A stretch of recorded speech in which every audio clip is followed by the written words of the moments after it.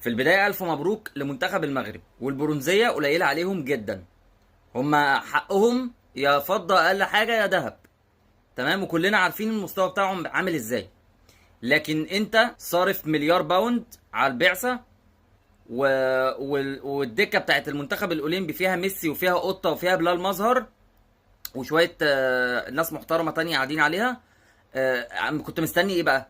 كنت مستني تخسر 7 8 6؟